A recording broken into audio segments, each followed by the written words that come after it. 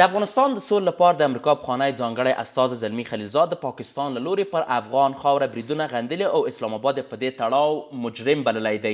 نوموړي ویلي چې د ستونزو د حل یوازینۍ لار خبرې اترې او ډیپلوماسي ده، نه پوځي فشار. بل لور ته د پاکستاني رسنیو د راپورونو له مخې په تېرو 2 ورځو کې په پاکستان کې د افغان کډوالو د نیولو لړۍ چټکه شوې ده. د پېښور پولیسو سلګونه افغانان د ناقانونه استوګنې په تور نیولي دي. دا په داسې حال کې ده چې د دواړو هیوادونو اړیکې له امنیتي او سیاسي پلوه له سخت ازمایښت سره مخ دي. اساسي پوښتنې دلته دا دي: د افغان کډوالو نیول به پر دوه اړخیزو باور باندې څه اغیزه ولري؟ آیا کابل او اسلام آباد کولی شي د خبرو له لارې یو عملي هوکړې ته سره ورسیږي؟ عزتمندو لیدونکو ستړي مه شئ، انعکاس ته ښه راغلاست. پر همدې موضوع د بحث لپاره خپرونه کې راسره میلمه دی د سیاسي چارو شنونکی ښاغلی روح الله هوتک صاحب. زه کوربه یوسف خان لاله یم. هوتک صاحب ستړی مه شئ، وخت په خیر. خپرونه ته هم په خیر راغلی. هوتک صاحب، په دې وروستیو کې پر افغانستان د پاکستان بریدونو ته په کتو آیا موږ پاکستان ته په سیمه کې دوهم اسرائیل ویلی شو؟ بسم الله الرحمن الرحیم. جناب لاله صاحب، تاسو د انعکاس برنامې محترمو لیدونکو، تخنیکي همکارانو او محترمو د افاق په ټوله کې مینوالو ته السلام علیکم ورحمت الله وبرکاتو. غوڅه خبره خو په واقعیت کې همدغه ده چې دا تشکل د دغې جغرافیې د پاکستان په نامه باندې او په عین تاریخ باندې د امریکې د منافعو او جیوپولیتیک ګټو د ترلاسه کولو لپاره د اسرائیلو رامنځته کېدل، د دې اهداف سره نږدې دي، مشخصات یې نږدې دي، د موخې او د اجرت د رامنځته کولو. او په دغه برخه کې د امریکایانو د سرمایه ګزارۍ څرک په همدې ده چې دوی دواړه د یو اسرائیل په نامه باندې یادولی سو. دغه نزدېکت په دې معنا باندې چې هغه اهداف چې کله په جنوبي اسیا کې یا د جنوبي اسیا تر مابین او د مرکزي اسیا تر مابین د حایل په توګه باندې د ځینې صدراونو یعنې د انسدادونو د رامنځته کولو دنده پاکستان په غاړه باندې د خپل 88 کلن تاریخ په اوږدو کې لري. دا یو حقیقت ده. دا په مختلفو برخو کې د همدغه رژیم او د پوځ له خوا نه په دې جغرافیه باندې تحمیل سوې ده.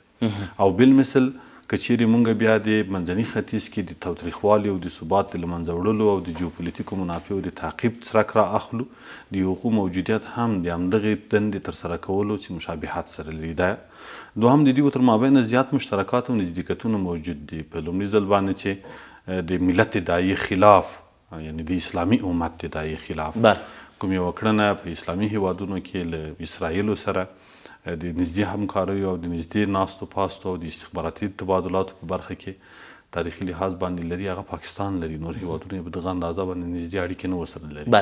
نو ښه دلیل هم دا کېدلی چې لکه په دې وروستیو کې دننه د سولې د تړون کې د یو ځای کېدو په برخه کې یا په دغه بورډ کې د یو ځای کېدو برخه چې د امریکایانو رامنځته کړل او بیا اسرائیلو په غوښتنه باندې پاکستاني اجیري اردو 2000 عسکر د حماس د مجاهدینو د خالي سلا کولو او یا د اسرائیلو په ننګه باندې اسرائیلو ته ورکړل سوله. دا هغه موثق دلیل دی چې موږ په دې برخه کې ویلی شو چې یعنې پاکستان دوهم یا پاکستان لومړی اسرائیل. بله، ولې که بل خواته وکتل چې د پاکستان پوځي رژیم چارواکي بېلابېل تبلیغات کوي، یا وایي چې زموږ ملک د اسلام په نامه باندې جوړ شوی دی، یا هم وایي چې موږ یوازینی اسلامي هیواد یو چې اټومي بم لرو. دغه وروستی چې کوم بورډ آف پیس ده چې ښاغلي ټرمپ جوړ کړی، په دې کې هم اشتراک دوی خپله یوه لویه ډیپلوماټیکه لاسته راوړنه بولي. د سوچونو استفاده، د شعارونو استفاده، د اسلامي ټولنې کې دننه د رخنې کولو، په اسلامي ټولنه کې د تکفیري ډلو لکه داعش او دا هغه ډله ده چې د اسلام او د خلافتو د دې په نامه باندې دننه دلته تکفیري کړنې ترسره کوي، خو بیا هم د اسلام نه ورپورې وي. اسلام آباد یوه سوژه ده. د اسلام آباد کړنې، د اسلام آباد قانون، د اسلام آباد اعمال له خپلې ټولنې، له سیمې، خصوصا له افغانستان او ګاونډیانو سره دا د اسلام نمایندګي نشي کولی. او په دې برخه کې دننه هغه څه چې دا اوس موږ په سترګو باندې وینو، لکه د خلکو ربړونه، د خلکو د خصوصا د همسایه هیوادونو په وړاندې باندې دوی ننګونه، که ځانګړې توګه باندې تم سو د افغانستان په وړاندې باندې دوی برخورد د اسلامي، حتی د اخلاقي او حتی د سیمه ییز او حتی په نړیواله سطحه د ټولو کنوانسیونونو قواعدو خلاف کړنه ده. موږ دې ته اسلامي کړنه نسو ویلی. او که داسې ووایو چې دا یو اسلام آباد ده او د اسلام آباد په نامه باندې دننه د یو پایتخت غوره کړی ده او حتی د حرمین شریفینو د ساتنې لپاره کله کله یو افتخار یادوي چې دا هم د پاکستان پوځ چې د پاک پوځ په نامه باندې یادوي هغو ته یې ورکوي. نو بیا د اسرائیلو ورتګ په کوم ممانعت ده؟ په اسرائیلو کې حمایت څنګه ده د حماس د مجاهدینو وژنه او یا هم د هغو د خالي سرا کېدلو لپاره اقدام ولې او یا هم په کور دننه باندې په زرګونو انسانان د اسلام له نامه لاندې په مختلفو بهانو باندې وژل او یا هم د یوه انګلیسي د ماکیاولي قانون په چوکاټ کې چې دوی لري د دغه قانون تطبیق دا خو یو اسلامي قانون نه ده، دا ټولنه یې نه تاییدوي. اکثره موږ د پاکستان د روحانیونو خبرې اورېدلي دي، هغوی وایي چې دا قانون اسلامي قانون نه ده او دا باید اسلامي قانون شي. او بله مهمه نقطه پکې دغه ده چې د پاکستان د دغه رژیم یا د دغه اوسني پوځ یا د دغه پوځي اسلام پالي په چوکاټ کې دننه اوسنی بغاوت د جبهې په برخه کې دننه یوازې د اسلامي نظام د حاکمیت مسله ده. خو که دوی اسلامي وای بیا د اسلامي نظام تر نامه لاندې د دوی په وړاندې باندې مبارزې به شتون په جغرافیه کې نه درلود. بل یو مهمه نقطه دغه ده چې هر کله دوی لکه د لبیک ګوند په وړاندې باندې په اسلام آباد کې اقدام کول دا هغه سوژه وه چې د اسلامي شاعرو په چوکاټ کې دننه دوی ته خطي په وړاندې باندې د هغوی راګرځېدنه وه، یعنې هغوی اعتراض په دې درلوده چې تاسې دا اجرات باید ترسره نه کوي لکه د ځینو تحریفونو په برخه کې د سلفیاتو وهابیاتو نور مختلف تحریفونه پکې رامنځته سوله. دغه ډلې وټپلې یو اسلام خو واحد اسلام ده، واحد برخه ده، هغه په مختلفو اقشارو او افراد برخو باندې که د استخراج په برخه کې د تخریج په برخه کې ویشل کیږي. خو په داسې یو مستقل نظام کې چې هغه اسلامي قواعدو ته ژمن وي هغه بیا دا رقم جبر نه کوي چې د لبیک ګوند په وړاندې باندې ظالمانه برخورد وکړي، هغه په شهادت باندې ورسوي، بیا له موټرو لاندې کړي، بیا جسدونو ته اور واچوي او یا هم په وزیرستان او په تیرا کې د خلکو له کورونو نه ویستله د استخباراتي اهدافو لپاره ترسره کړي. هغه اهداف چې غربیان یا امریکایان په راس کې غواړي چې په هغه ځای کې مسلط واوسیږي، یا هم یو زون رامنځته کول د بافر په نامه باندې. دا د اسلامي او د یو مسلمان هیواد په وړاندې باندې دغه رقم کړنې فکر کوم چې اسلامي توجیه نسو ورکوي. بله، په دې وروستیو کې د کابل او اسلام آباد ترمنځ ترنګلتیاو د زیاتېدو سره هممهاله راپورونه خپرېږي چې په پاکستان کې پر افغان کډوالو باندې فشار زیات شوی دی. فکر نه کوئ چې یوه سیاسي مسئله د پاکستان پوځي رژیم راوړي او حتی بسته په یو ملت باندې ظلم کوي، یعنې هغه کډوال چې قانوني اسناد لري هغه هم نیول شوي؟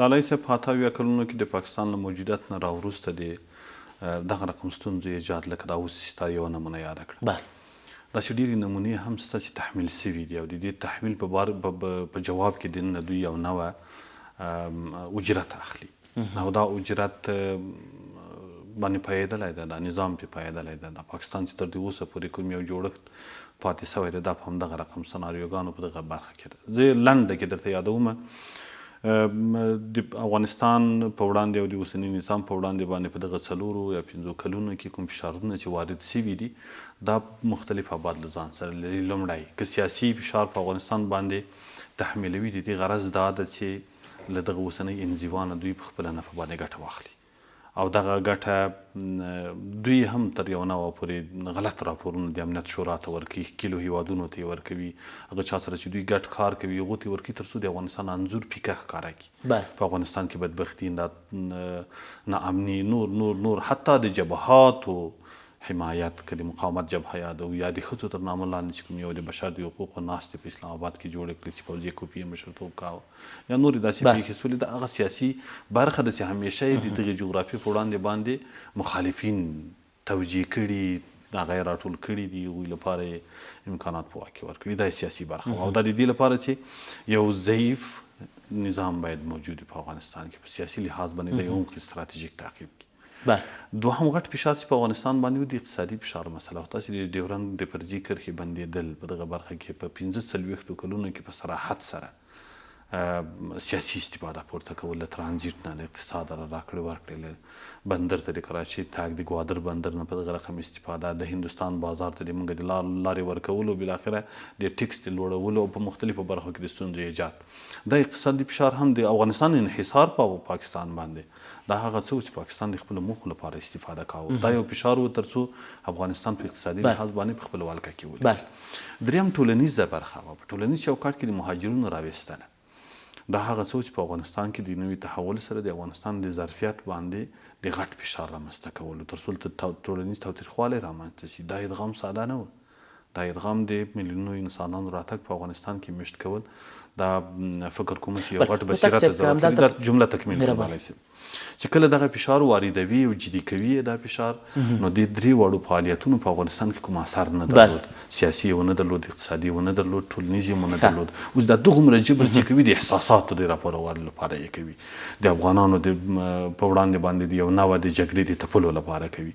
او دا بل چې د پراکسي په عنوان کې د نیابتي ډلو د تحمیل په برخه کې چې په افغانستان کې ځینې ناامنۍ تلمن ووهله، دا هم یو هغه برخه وه چې تر اوسه پورې ناکامه سوې وه. خو دا څلور واړه برخې په ټوله کې لالی صاحب دا په دې منجر سولې چې د دوی دا نورو علاوه له اصلي اجنډا نه په نورو برخو کې چې کوم کارونه کول دا په افغانستان باندې بې اثره و، ځکه نظامي عملیاتو ته یې مخه وکړله او خپله پوځ پکې درلود. هوتک صاحب که پوښتنه وکړم په لنډو کې ځواب راکوي، د کابل او اسلام آباد جګړه به په هفتو اوږدېږي، په ورځو به اوږدېږي، په میاشتو به اوږدېږي که نه ختمېږي به ورباندې به رامنځته کېږي؟ ستاسو تحلیل په دې اړه باندې څه دی؟ لومړی خو ډېره مننه کوم چې دا تسلسل هم په همدغه ټکي باندې راودراوه چې ما عرض دا و چې اوس به دا جګړه څنګه کېږي. کله چې ما وویل چې دا څلور لوی هغه جنایي یا هغه ناکردي چې د افغانستان په وړاندې باندې وکړلې پاکستاني رژیم، دا ناکاره وي، د افغانستان په وړاندې باندې ماتونکې نه وي، افغانستان استقامت باندې پاتې سه او خپل مسیر ته ادامه ورکړله.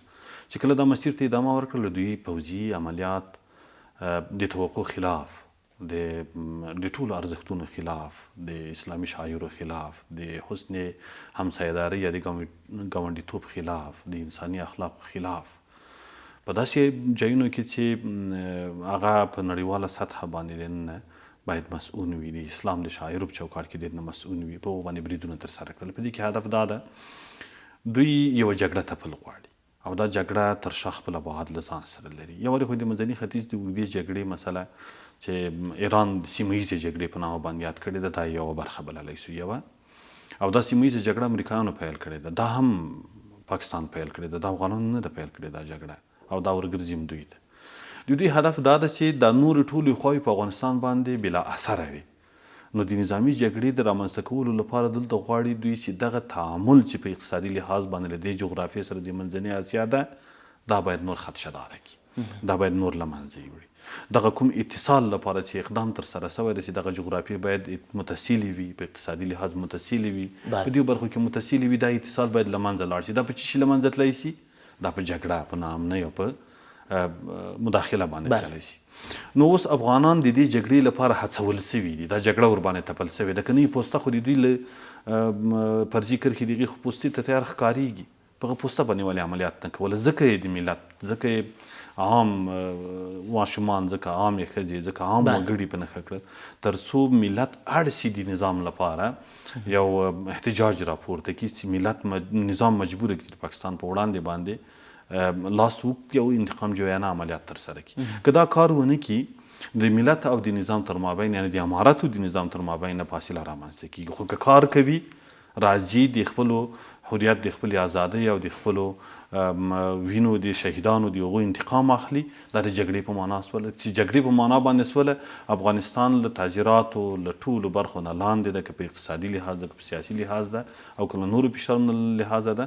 خو پاکستان په دې برخه کې بری ځکه لري چې دا جګړه امریکایان تاییدوي، دا جګړه امریکایان تمویلوي، دا جګړه امریکایانو له خوا نه تپل سوې ده.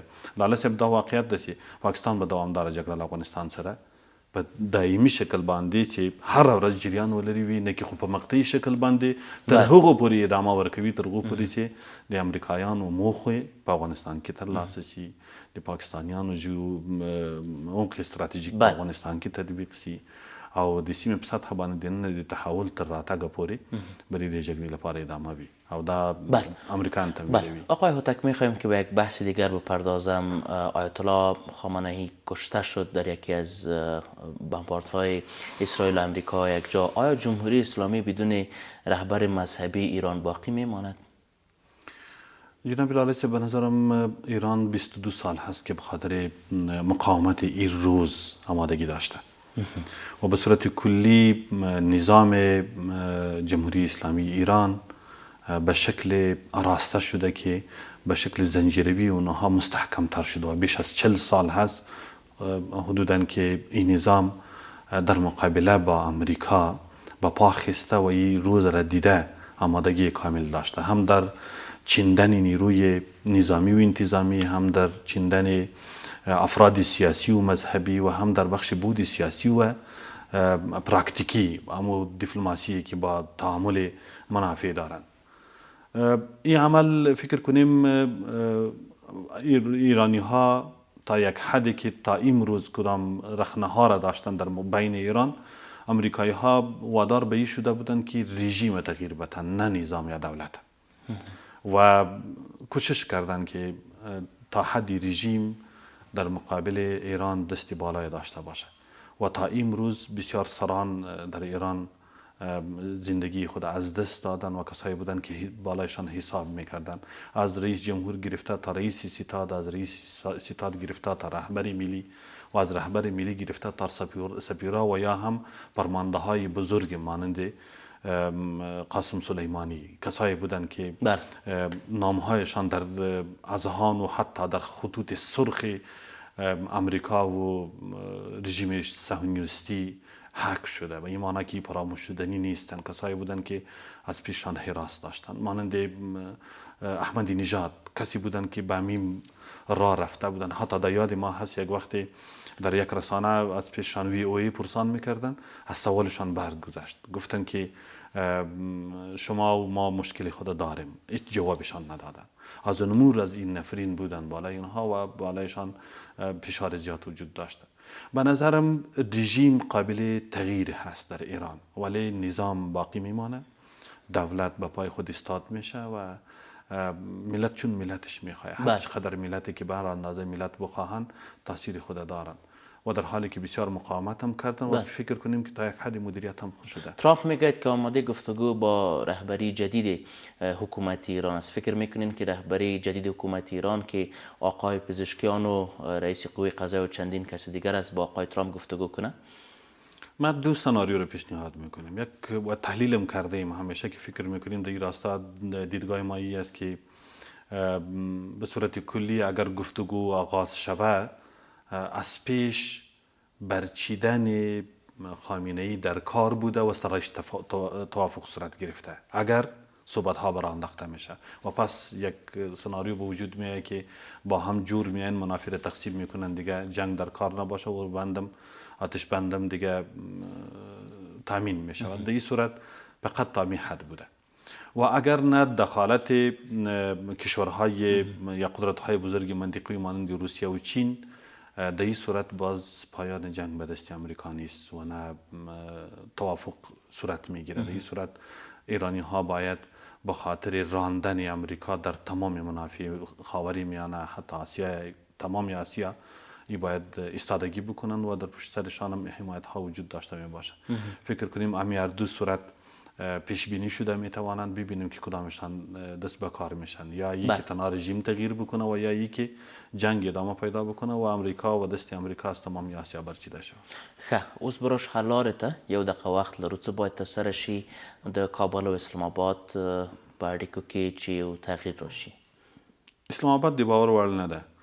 اسلام آباد به که چیرې د سیمې هیوادونو یو اجماع رامنځته کړي او دغه اجماع بیا دومره قدرتمند وي چې پاکستان دې ته اړ کړي چې یو قوي تضمین سره دننه د افغانستان خواستې، د افغانستان اصالتونه، د افغانستان غوښتنې او د افغانستان د وګړو هغه برخې چې په نظر کې لري، لکه نظام د چا په ضد نه استفاده کوي، جغرافیه نه استفاده کوي، موږ غواړو چې له سیمې سره تعامل ولرو، دغه حق تضمین کړی شي له پاکستان سره جوړه کېدلی شي. ولیکن تک محوري چې مخامخ سره کینو، میانجینه وي، تر دې اوسه پورې 40 کلونو کې پاکستان او افغانستان له اعتماد نه سوء استفاده کړې ده، د اسلام په نامه یې کړې ده، د ګاونډیتوب په نامه یې کړې ده، د مهاجرینو په نامه یې کړې ده، په سیاسي لیوال د جنیوا نه د روسانو د شکست نه وروسته کړې، د انګریزانو سره د تفاهم په برخه کې د اوسني ډیورند معامله دا له هغه وخت نه تر دې اوسه پورې د اعتماد خبره او تر اوسه ناکاره پاتې ده. فکر کوم دا حل نه لري مخامخ بلکې یو نړیوال او قوي تضمین که رامنځته شي موږ یو ثبات ته رسېدلی شو. د سیاسي چارو شنونکی ښاغلی روح الله هوتک صاحب په خپرونه کې ستاسو له حضور څخه نړۍ منندوی یم کارآباد چې وخت مو راکړ. عزتمند لیدونکو پر همدې ځای انعکاس پای ته ورسېد. تر بیا کتو په الله پاک مو سپارم ښې چارې.